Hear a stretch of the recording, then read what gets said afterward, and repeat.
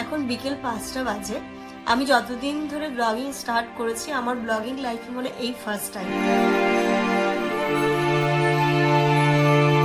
বাজারে যাওয়া হচ্ছে না এই কদিন, মানে লাস্ট গ্রামের বাড়ি থেকে এসে মনে হয় আমি এখনো মেন বাজারে যাই। তো আজকে রবিবারের দিন, আজকে একদম কনফার্ম ভেবে নিয়েছি ঘুম থেকে উঠে আগে বাজারে যাব, তারপর অন্য কাজ।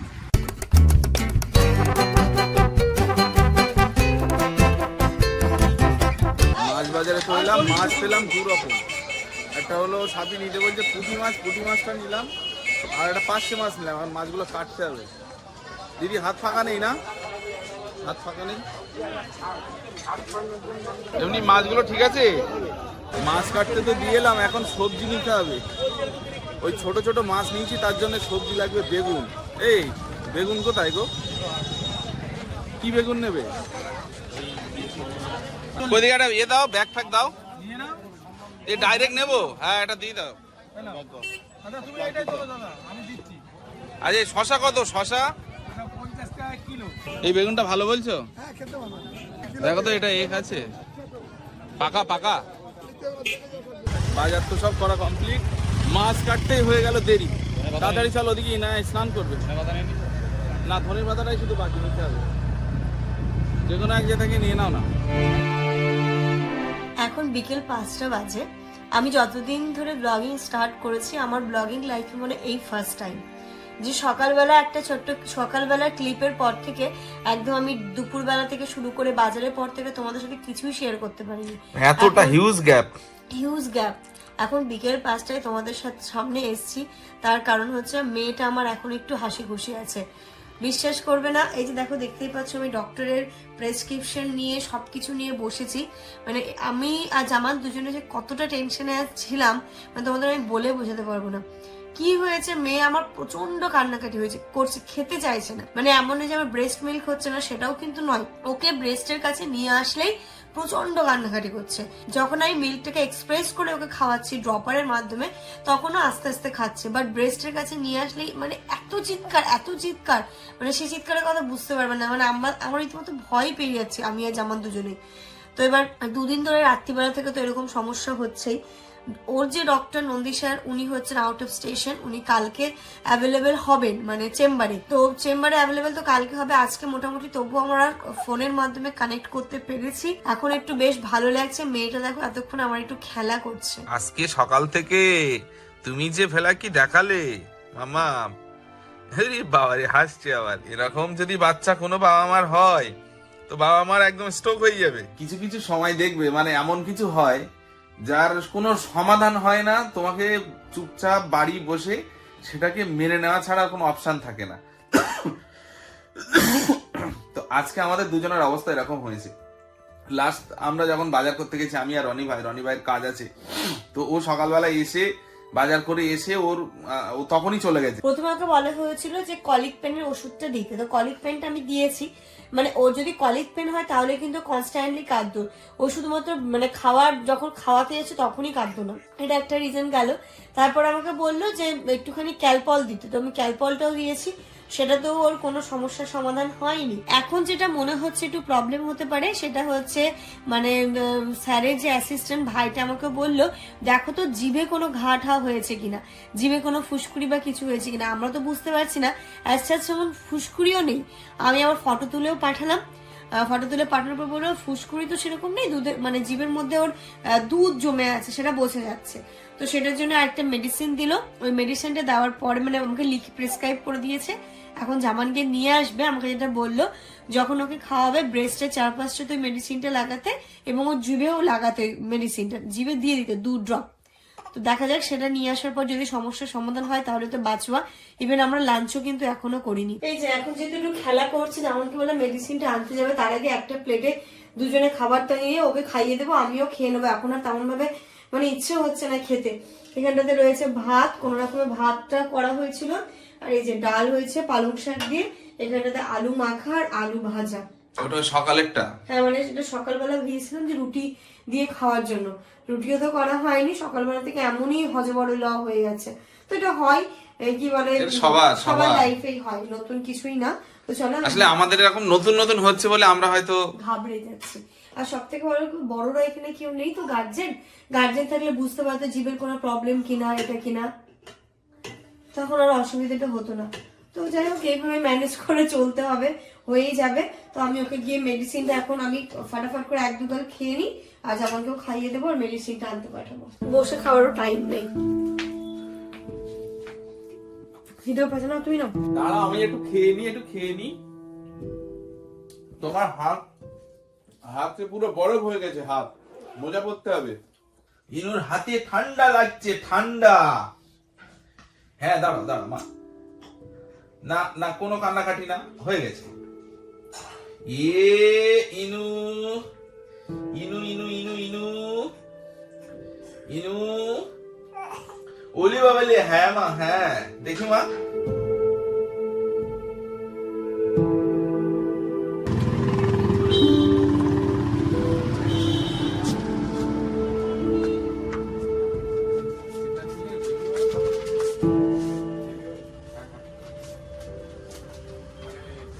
হ্যাঁ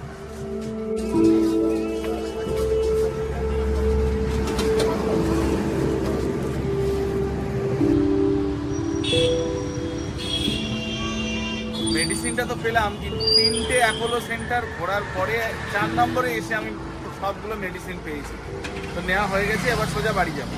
মেইন যেটা জিনিস এই যে এই মেডিসিনটা, তাই তো, এটা হচ্ছে জিভে যদি ইনকেস কোনো কিছু হয়, ঘা ফা হয়, সেটার জন্য আমাকে যেটা বললো, এটা হচ্ছে ব্রেস্টে একটুখানি লাগিয়ে নিতে হবে, আর ও জিভে 2 ফোঁটা দিয়ে দিতে বললো। আর এই মেডিসিনটা নাকি কোথাও পাচ্ছিল না, এটা খুঁজতে খুঁজতে সে মধ্যম গ্রামের ওইখানে গেছিল, গিয়ে তারপরে এটা পাওয়া গেছে। দেখি এটা ওপেন করি। আচ্ছা এটাকে করতে হবে, ফুটো করতে হবে। মানে এটা কি এতটাই রেয়ার? জানি না, কোথাও নেই। তার সাথে সাথে আমি একটা ছোট্ট ফিটারও আনতে বলেছিলাম, কারণ ওকে মাঝে মাঝে না ব্রেস্ট মিল্ক এক্সপ্রেস করেও খাওয়াতে হচ্ছে, ও অনেক সময় টানতে চাইছে না, তাই জন্য আপাতত এটা নিয়ে এসে দেখি যদি ও খায়, তাই এটা নিয়ে এসছে। জানি না ও খাবে কি খাবে না, তবে চেষ্টা করা যায় এটাকে ভালো করে গরম জল দিয়ে স্টেরিলাইজ করতে হবে, সবথেকে ভালো। এই যে এটা আমি আনতে বলেছিলাম, একটা ছোট্ট ফিডার, তো এর থেকে নাকি ছোট হয় না, এর থেকে ছোট হলেও ভালো হতো, যেহেতু ব্রেস্ট মিল্ক তো আর এতটা আসবে না, ওকে হয়তো এতটাই আসবে। আমি শুধু ভাবছি যে ব্রেস্ট মিল্ক লেগে থাকবে কিনা এর গায়ে, ওটার জন্যই ছোট খুঁজছিলাম। ও আচ্ছা, না অতটা হবে, জানি না ও খাবে কিনা, আবার ও ফার্স্ট টাইম এটা দিয়ে খাবে। এতদিন কি হতো না, ওকে যেমন নার্সিং হোমে প্রথম দিন ড্রপারে করে খাওয়ানো হয়েছিল, আমিও বাড়িতে এসে এই বাটিতে করে আর এই ড্রপে করে খাওয়াচ্ছিলাম, তো এটা তো কার্যকরী হয়েছিল, এটা কার্যকরী হবে কিনা আজকে আমি দেখবো। এটাকে স্টেরিলাইজ করে আমি এক্সপ্রেস করে রাখবো, যদি খায় দেন ভালো, নইলে জানি না কি হবে। আর তার সাথে ওর মাসাজ অয়েলটাও শেষ হয়ে গেছিল, তো এবার আমি নিয়ে আসলাম সেটাপিলের এই মাসাজ অয়েলটা আনালাম। এটার রিভিউ আমি খুব ভালো শুনেছি, তো চলো এটাকে আমি ওকে কিছুদিন অ্যাপ্লাই করে দেখি যে কেমন হচ্ছে। যেমন যে মেডিসিনটা নিয়ে আসলো না, খাইয়ে দিয়ে মেডিসিনটা আমি ওর জিভে দিয়ে দিয়েছি, দিয়ে মেয়ে আমার ঘুমিয়ে পড়েছে, তাই ওকে শুইয়ে দিয়েছি। আর আজকে বাড়ি ঘর দূরের অবস্থা তার বলারই মতো নেই, মানে যেখানে যেমন ভাবে ছিল ওকে শান্ত করার জন্য শুধু আমরা দুজনে লেগে গেছি। মানে অবস্থা দেখো, আমাদের বিছানা মানে কোনোদিন এরকম থাকে না। ডাইপার ওখানে পড়ে আছে, আমার ডাইপার ফেলার জন্য একটা আলাদা বালতি আছে। মানে হয় না বাচ্চার কিছু হলে বাবা মাদের কিন্তু মাথা একদম কাজ করে না যতক্ষণ না শান্ত হয়। মানে আজকে একদম এক্সট্রিম পর্যায়ে চলে গেছিল।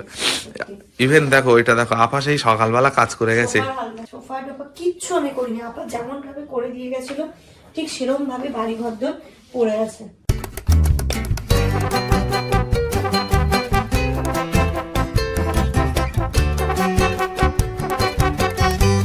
আজকে তো সকালবেলা যেমন বাজারে গেছিল যে এনে মাছটা রসিয়ে কষিয়ে খাবো, অনেকদিন মাছ খাওয়া হয় না, বাট এমন সিচুয়েশন হলো মাছ এনে ওরম ভাবেই রেখে দিয়েছে। কোনটা দেবো, কিসে রেখেছো? ওই দুটোতেই আছে। দুটো মাছ এনেছো না? পার্শ্বে কোনটাতে? নিচেরটাই। এটাতে চুনো মাছটা আছে, করবো না, পার্শ্বে মাছটা ঝোল করি। আর ওই তো দুপুরবেলা ওইসব রান্না হয়েছিল, ওটা নেই আর প্রায় শেষের দিকে, তাহলে মাছটা ঝোল করি। মানে এখন বলা যাচ্ছে না দিনের বেলা কি হচ্ছে, ঝোলটা করা থাকলে কালকে সব দুপুরটা আমাদের হয়ে যেতে পারে যদি রান্না করতে না পারি। ওটা ডিপ ফ্রিজে দেওয়াতে এতটাই শক্ত হয়ে গেছে, এখন গরম জল না করলে হবে না, তাই কড়াই গরম জল করতে দিচ্ছি, টিফিন বক্সটা এতে বসিয়ে দেবো, তাহলে যদি তাড়াতাড়ি হয়। ওটা এখন ছাড়াতে গেলে রাত্রিবেলা 12টায় ভাত খেতে হবে আমাদের। এটা হোক, আর তার সাথে 1 কাপ চা খাবো। মাথাটা ঝিমঝিম ঝিমঝিম করছে, চাটা না খেলে বেশ ফ্রেশ লাগবে না। সকালবেলা যে বাড়িতে বাজার এসছে সেইগুলো তো আমি তুলতে পারিনি, এগুলোকে একটু বের করি। ফুলকপি, বাঁধাকপি, এটা দেশি ধনেপাতা বলো? দারুণ স্মেলটা দেশি ধনেপাতা। আর এখন আমাদেরকে আস্তে আস্তে কথাও বলতে হচ্ছে। ইনায়া তো ঘুমোচ্ছে, তাই আমি কথা বলতে পারছি না, ভয়েস ওভার দিতে হচ্ছে। যেমন সকালবেলা যে সবজি বাজারটা নিয়ে এসেছিল সেটা তো তোলাই হয়নি, ব্যাগের মধ্যেই রাখা ছিল, সেটাকে তুলে ফেললাম। আর এই পাশে চা বসিয়েছি, মাথাটা প্রচণ্ড ধরেছিল, মনে হচ্ছে 1 কাপ আদ্রাকওয়ালে চা না খেলে একটু ভালো লাগবে না। আর ওইদিকে ডিপ ফ্রিজে মাছটা যে জামান দিয়ে দিয়েছিল সেটা হচ্ছে গিয়ে আমি গরম জলে দিলাম, নইলে এখন যদি ওকে আমি ঠান্ডা জলে করতে যাই অনেকটা টাইম লাগবে, যতক্ষণে ইনায়া ঘুম থেকে উঠে যাবে। তাই ও যখন ঘুমোই ওই টাইমটাতে আমি মোটামুটি আমার ম্যাক্সিমাম কাজগুলোকে সেরে ফেলার চেষ্টা করি। আর এদিকে দেখো কথা বলছি আর কাজ করছি। চায়ে আমি একটু হালকা লবণ, একটু আদা, একটুখানি চা পাতা দিয়ে সুন্দর করে চাটা ফুটিয়ে একদম তারাক দায় একটু চা খাবো, তারপরে অন্যান্য কাজে লেগে পড়বো। ভাত দুপুরবেলা যা করা হয়েছিল, ভাত অনেকটা কোয়ান্টিটিতে ছিল, তাই ভাতটা আর করলাম না। আমি হচ্ছে মাছের ঝোল করব, আর একটা যেমন বললো গরম গরম বেগুন ভাজা করে দেবে, বেগুন ভাজা খেতে ইচ্ছে করছে। চাইলাম কেন না, নিশ্চয়ই। এই যে দেখো আমি চা নিয়ে বসে পড়েছি, আর ইনায়া ঘুমোচ্ছে এখানে, যেহেতু একবার জামান একবার আমি, একবার জামান একবার আমি, দুজনে গিয়ে দেখি। আর সত্যি কথা বলতে আমার যে এখন কি ভালো লাগে, জামান মেয়েকে এতটা ভালোবাসে না, মানে বাবারা মনে হয় এরমই হয়। প্রেগনেন্সির টাইমটাতে হ্যাঁ ঠিক আছে, হবে বেবি হবে, বাট ওই যে হওয়ার পরে যখন বাবারা বেবিকে হাতে পায় না, তো তখনকার ভালোবাসাটা মনে হয় অন্যরকম। আমার থেকে মনে হয় জামান কেয়ারিং অনেক বেশি, কখনো একা ছাড়ে না, কি করছে না করছে বারবার ওকে চেক করতে থাকে। বাকি মাছগুলো দেখো ঢুকিয়ে দিলাম, আর যে কটা আমি রান্না করব সে কটা আমি বাইরে রাখলাম। আর বলে না যেখানে বাঘের ভয় সেখানেই সন্ধে হয়, ও যেহেতু ঘুমোচ্ছে ফ্রিজটাও মনে হচ্ছে জোরে লেগে গেল, এই জিনিস পড়ছে সেই জিনিস পড়ছে, এরকম করে হতেই থাকে। এটা কিন্তু আমার মনে হয় আমার সাথে না, সবার সাথেই হয়, তাই না? কাদের সাথে হয় একটু কমেন্ট করে জানিও তো। এই যে বেগুনটা দেখো কি ফ্রেশ, এই বেগুনটা একদম মোটা করে সুন্দর করে বেগুন ভাজা করব। এই শীতকালে সত্যি তাই গরম বেগুন ভাজাটা খেতে বেশ ভালো লাগে। আর যেমন ছাকা তেলের বেগুন ভাজার থেকে একদম হালকা তেলে বেগুন ভাজাটা খেতে খুব ভালোবাসে, আমি যেভাবে করি। দেখো এর মধ্যে আমি একটুখানি লবণ, একটুখানি হলুদ, একটুখানি লঙ্কা গুঁড়ো, আর অতি অবশ্যই যেটা দেবে সেটা হচ্ছে অল্প পরিমাণে চিনি, তাহলে একটু মিষ্টি লাগে খেতে, এত সুন্দর লাগে খেতে কি বলবো। যেমনকে বললাম প্যানটা একটু পেরে দাও, তো প্যানটা পেরে দিল, ওতে আমি বেগুনটা ভেজে নেবো, আর এই পাশে মাছের ঝোল বসিয়ে দেবো। তাহলে বেগুন ভাজা মাছের ঝোল দিয়ে রাতের খাবারটা কিন্তু বেশ ভালোভাবেই আমাদের হয়ে যাবে। যেখানে বাঘের ভয় সেখানেই সন্ধে হয়। আর যেহেতু আমি তো লঙ্কার গুঁড়ো দিচ্ছি তাই পুরোপুরিভাবে মাখাচ্ছি না, ওপর থেকে আলতোভাবে মাখিয়ে নিচ্ছি, তারপরে ওটাকে ফ্রাই করে নেবো। আর এখানে দেখো জামানকে আমি দেখতে পাঠালাম যে দেখো তো ইনায়া উঠে যায়নি তো, কারণ একটু আওয়াজ হয়েছিল, তো বললো না ও ওঠেনি, ও ঠিক আছে, তুমি তোমার মতো কাজ করো। এই যে মশলা যেহেতু আমি করবো, জামানকে বললাম তুমি একটু ইনায়ার কাছে যাও, ওর পাশে ওর বুকের ওপর হাত দিয়ে থাকলে না ও চমকে ওঠে না, কোনো একটা আওয়াজে ও প্রচণ্ড চমকে ওঠে। তাই জন্য এখন কোনো কিছু যদি আমরা এরকম কাজ করতে যাই, ইনায়ের পাশে হয় আমি নয় জামান একটুখানি বসে দেখি বুকের ওপর হাত দিয়ে, তাহলে ও চমকে ওঠে না এবং মানে ঠিকঠাক থাকে। তাই এই যে মশলাটাও রেডি করে নিলাম, এবার আমি মাছের ঝোলটাকে বসিয়ে ফেলছি। দিয়ে দিচ্ছি সর্ষের তেল, আর মশলার মধ্যে আমি করে নিয়েছিলাম একটুখানি পেঁয়াজ, একটুখানি রসুন দিয়ে মাছের মশলা। বেগুনটা এদিকে ভাজা হতে থাক, এদিকে মাছটা করতে থাকবো, কাঁচা মাছের ঝোল করব। যেমন জানো তো রাত্রিবেলা ভাত আর গরম মাছের ঝোল খেতে খুব ভালোবাসে। এটা আমি বাড়ি থেকে আব্বা আম্মার কাছ থেকে শুনেছি, যে আগে ছোটোবেলায় মানে হয় না যে গ্রামীণ যে হাটগুলো বসতো, ওই হাটের থেকে আব্বা মাছ নিয়ে আসলে ওই গরম মাছের ঝোল দিয়ে খুব ভালো খেত। এই দেখো তেলের মধ্যে মশলাটা দিয়ে দিলাম, একদম হালকা পাকেরই করব, কাঁচা লঙ্কা দিয়ে করব, একটু লবণ, একটু হলুদ, দ্যাটস ইট, একটু কাঁচা লঙ্কা দিয়ে টমেটো একটু ওপর থেকে ধনেপাতা স্প্রিঙ্কেল করে মাছের ঝোলটাকে নামিয়ে নেব। এই যে বেগুনটা একদম লো ফ্লেম করে আমি ভাজছি, এরমভাবে ভেজে দেখো, আশা করছি খুব ভালো লাগবে ছাকা তেলে ভাজার থেকে। এবার যেটা করব, ডক্টরের কাছে যাওয়ার আছে, তাই আমি ডাইপার ব্যাগটা মোটামুটি করে রেডি করে। এই ব্যাগটার কথা বলছিলে, এই ব্যাগটা দেবো কালকে, যেহেতু আমাদের একটা ডক্টরের কাছে যাওয়ার ব্যাপার আছে, তাই জন্য ভাবছি এনার এই ডাইভার ব্যাগটা আমি একটা রেডি করে রাখি, এমার্জেন্সি পারপাস। এটাকে রেডি করে রাখবো সব সময়ের জন্য। এখন আপাতত এটা দিয়ে হয়ে যাবে, ওটা বড়টা ইউজ করছি, ওটা যখন ওই মানে একদম বাইরের খাবার খেতে শিখবো, একটু লং ডিস্টেন্সে যাচ্ছি, তখন আমি ওটা রাখবো। আর এটাকে আপাতত রেডি করে নিই। সবার আগে যেটা আমি এর মধ্যে বলবো ইনায়ের ডক্টরের ফাইলসটা। এই যে এটা হচ্ছে ইনায়ের মানে একদম ডে 1 থেকে নার্সিংহোম থেকে যে প্রেসক্রিপশনগুলো ছিল সমস্তটাই এর মধ্যে আছে। যেটা এবার এর মধ্যে দিচ্ছি, এই যে দুটো টাওয়াল রাখছি আমি র্যাপ করার জন্য, যে টাওয়ালগুলো বাচ্চারা বুঝতে পারছো কখন কি করে দেয় পি পটি, তাই এই দুটো টাওয়াল আমি রাখছি। যেটা রাখবো এই যে হয়তো কোথাও আমাকে ডাইপার চেঞ্জ করতে হচ্ছে বা ওকে ড্রেসগুলো চেঞ্জ করতে হচ্ছে, তাই এরকম একটা ম্যাট রাখছি।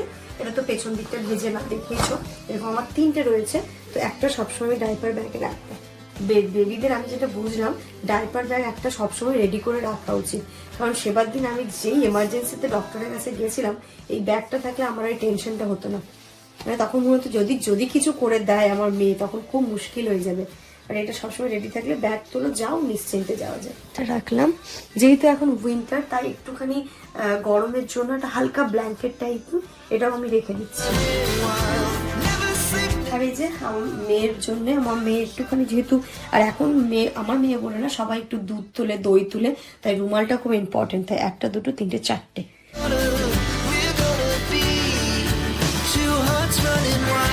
ফর এমার্জেন্সি পারপাস দুটো ন্যাপিও আমি রেখে দিচ্ছি এর মধ্যে। দুটো ন্যাপি থাকলো, 2 সেট জামা কাপড় রাখছি আমি এর মধ্যে, একটা রম্পার আছে আর একটা নর্মাল জামা প্যান্ট, আর ওকে ভেতরে সবসময় একটা কটনের কিছু পরাই, তো সেটাও আমি একটা রেখে দিচ্ছি এর মধ্যে। আর এই যে বিপস রাখছি এর মধ্যে আমি দুটো, একটা ওয়াইপস থাকবে এর মধ্যে, ওয়াইপস, আর সব থেকে ইম্পর্টেন্ট যেটা সেটা হচ্ছে ডাইপার, এর মধ্যে আমি 4টে ডাইপার রেখে দেবো।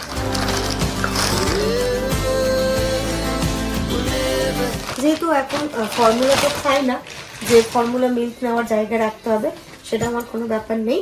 আর যদি বাইরে এমার্জেন্সি পারপাস দরকার হয় ফর্মুলা এই যে এখানটাতে একটা কিন্তু দেওয়াই আছে, তখন আমি এর মধ্যে রেখে দেবো। তো আপাতত যেগুলো খুব ইম্পর্টেন্ট জিনিস সেইগুলো আমি এর মধ্যে নিলাম। আর যেটা হচ্ছে কি যখন আমি বাইরে বেরোবো ওর জন্য ন্যাজাল ড্রপ, সেটা হচ্ছে সবসময় আমাকে ক্যারি করতে হয়, তো ন্যাজাল ড্রপটা এক্ষুনি ঢুকিয়ে রাখলাম না, ওটা যেহেতু রাত্রিবেলা আমার কাজে লাগবে। আর এবার আমি ভেবে রেখেছি ন্যাজাল ড্রপ দুটো কিনে রাখবো, একটা ইউজ করবো, একটা নতুন থাকবে ওর ব্যাগের মধ্যেই থাকবে, ইনকেস এমার্জেন্সি বেরিয়ে পড়লাম ন্যাজাল ড্রপটা নিতে ভুলে গেলাম, সেটার জন্য আমি রাখবোই। তো এই হচ্ছে কি ব্যাপার, এইগুলো আমার সমস্ত কমপ্লিট। এবার এটাকে আমি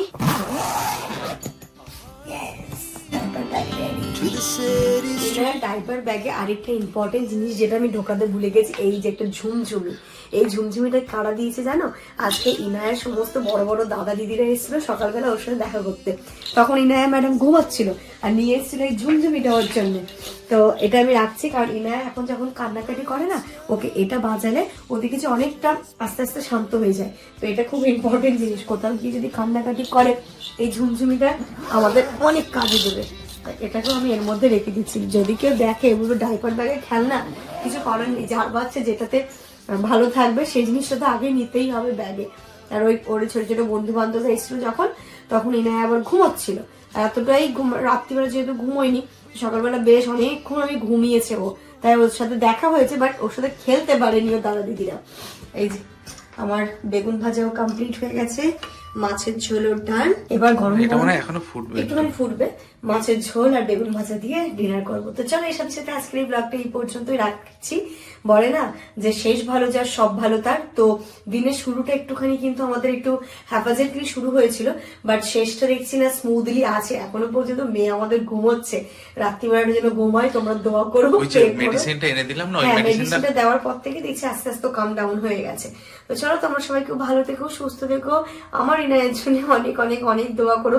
ওকে নিয়ে আমরা প্রচন্ড চিন্তিত থাকি, যেহেতু একদমই ছোট না, অনেক কিছুই আমরা বুঝতে পারছি না, ওকে বুঝতে একটুখানি আমাদের টাইম লাগছে, আরো আমার মনে হয় এই মাসটা আমাদের টাইম লেগেছে। সবাই বলছে 3 মাস হলে না অনেক কিছু দেখবে, তুমিও বুঝতে পারবে ও কি চায়, কেমন কি করছে, ওরও একটা প্যাটার্ন হয়ে যাবে, তখন আশা করছি সবকিছু ঠিক হয়ে যাবে। তো সেটা হতে আর 15 দিন বাকি, মানে ফেব্রুয়ারি 16 তারিখ আসলেই ওর 3 মাস কমপ্লিট হয়ে যাচ্ছে, তো সেই দিনটার অপেক্ষা করছি। দেখো যখন সে আমাদের কাছে এসেছে ছুটি বলে আমাদের কিছু নেই, এখন কিন্তু চলতেই থাকবে। আর এই জিনিসটাকে আমরা এনজয় করছি, ভালো লাগছে। বাট ওই যখন ও না মানে অসুস্থ হয়ে যাচ্ছে বা ও যখন কান্নাকাটি করছে, ওই সময়টা আমরা প্রচন্ড পরিমাণে ঘাবড়ে যাচ্ছি। তো আই থিঙ্ক এটা বড়রা যদি কেউ গার্জেন থাকতো তাহলে এই জিনিসটা হতো না। চলো, আরো তো আমাদের মতো অনেক পেরেন্টস আছে যারা বাইরে থাকে, একা বাচ্চা হ্যান্ডেল করে। আমরা তো শুধু একা নয়, তো আমরাও পারবো। তোমরা পাশে থাকলে, তোমরা যদি ছোট ছোট টিপস অ্যান্ড ট্রিক্স দিতে থাকো, তাহলে অবশ্যই সমস্তটা ম্যানেজ করতে পারবো। তো চলো, ভালো থেকো, সুস্থ থেকো, এনার জন্য অনেক অনেক দোয়া করো। Good night.